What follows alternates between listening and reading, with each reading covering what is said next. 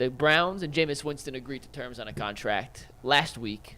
They've announced most of the signings for the other free agents they've signed so far, but we haven't seen an official announcement on Jameis Winston yet from the Browns. It could be absolutely nothing. Could be something more. I'm just curious if you guys think there's anything more to the reason we haven't heard from the Browns on why Jameis Winston hasn't officially signed his deal yet. Before we dive deep into that, because that was part of our conversation yesterday with Tyler Huntley.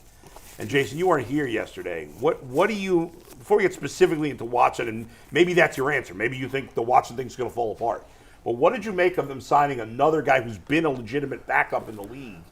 What did that signal to you? I was a little curious, and maybe they're insuring themselves in case Deshaun's not ready for the start of the season. I think that's the most logical, right? Okay. Like, did you guys have a different view on that? I said we kind of all agreed that they needed another arm for camp. Right. And OTAs, and I said that it also is a motivation factor for DTR because if you go out there thinking, "Oh, I'm gonna be on the roster," They're pushing him for that Right. for that third spot. And just that Normally, Tyler Huntley didn't strike me as like a Kellen Mond. That's not a camp arm. Camp cut Yeah, arm, which yeah. is Who weird. was the guy they brought? The quarterback from Josh Georgia, Rosen. Jake Fromm. Oh. and Oh, Rosen. what? Right. Yeah, they had Fromm in here. Yeah. Really? Yeah. And those guys would never. You knew they were. No, remember they were. that. Tyler Those Huntley's were a guy camp who should arms. be on an NFL team. Yeah, So I would it's think weird. so. That's why it was a little weird. Yeah, it was a little peculiar.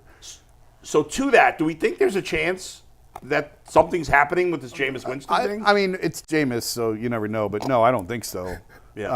I asked someone this morning, like, what's going on with it, and Yeah. I guess he's been out of the country recently, just hadn't signed the contract yet. Oh, okay. So All right. I don't think it's anything more complicated than that. But it's just a little strange that he hasn't signed it, I guess, but he hadn't been around.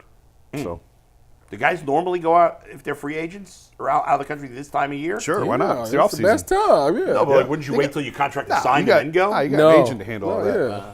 All you need to do is have the terms negotiated. When you come back for OTAs, you can just sign right there. Tyvus is all about, you can't get you to go on vacation. You say that all these guys are on vacation. Slackers. Well, when you're Jameis Winston and you're a first pick of the draft and you got $20 million in the bank, go on vacation. When you Tyvus Powell undrafted, there is no such thing as vacation. I think we should do a UCSS vacation with all our families. We rent like a 25-bedroom house Are we going to do the water. show from out there?